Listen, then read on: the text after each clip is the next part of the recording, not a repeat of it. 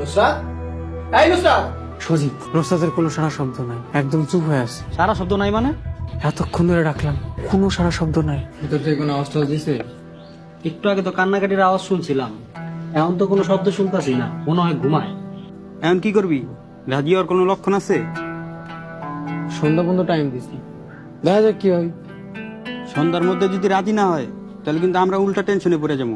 আরে বেটা, কিসের টেনশন? মানে কইতে চাইতেছি, সন্ধ্যার মধ্যে যদি রাজি না হয় তাহলে কি করবি? এটা তো ভেবে দেই নাই। এই তোর একটু বুদ্ধি দে না। বুদ্ধি একটাই, যেহেতু কোনো সাক্ষী প্রমাণ নাই, তাহলে ওরা কাইটা নদীতে ভাসায় দিতে হইব। এই নুসরাত আমার জান, আমার কলিজা। নুসরাতে ছাড়াই দুনিয়া আমার কাছে অর্থহীন। খবরদার নুসরাতে মারার কথা একটাবার মুখে নিয়ে আবি না, শেষ করে ফেলাম একদম।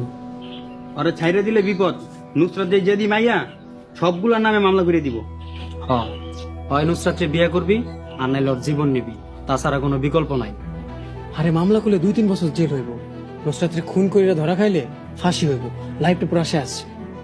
আরে ওরে খুন করলে একটা কাকুক খুঁজে টের পাইব না। গলা টিপে মারুম, মনে করো পানিতে পড়ে মরছে। কথা কইস না, চুপ থাক। আমার একটু ভাবতে দে, দেখি কেমনে কি করতে পারি।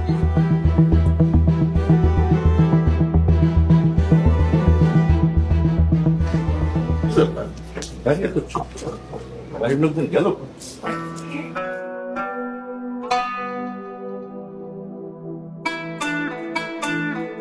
বাড়ি এত নীরব কে আব্বাসের মা?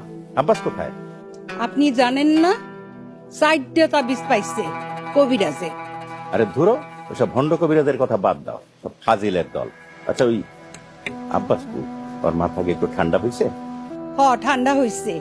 হুজুর তাবিজ বের করার পরে ঠান্ডা হইছে। ঠান্ডা হইলেই ভালো। তা ওরে একটু ডাক দাও, ওর সাথে কথা বলে দেখি মাথা কেমন ঠান্ডা হইলো। সে তো বাড়িতে নাই। বাড়িতে নাই মানে? তার মানে তুমি আর বান্ধন খুলে দিছ? হক, কি করমু? আমি তো মা, অনেক অনুনয় বিনিময় করলো, তারপরে না খুললে আর পারলাম না। ও, আপনার সামনে আপনার আদরের সন্তান মায়া কান্না করলো, আর আপনি মোমের মতো আপনার মনটা গলে গেল না? যত সব। দেখেন, আপনার পোলার পাগলামি কমানোর একটাই রাস্তা, বিয়া নুসরাতের সাথে। আমি আস্তে আস্তে সব ব্যবস্থা করতেছি। জব্বারের কঠিন চাপে ফেলাইছি। তোমরাও তো দেখতেছি আমার প্ল্যান সব নষ্ট করতেছ। শোনো, তোমার পোলায় যদি এখন রাগের মাথায় কোনো কিছু করে, তা আমার এই সাজানো প্ল্যান সব ভেস্তে যাইব। কিছু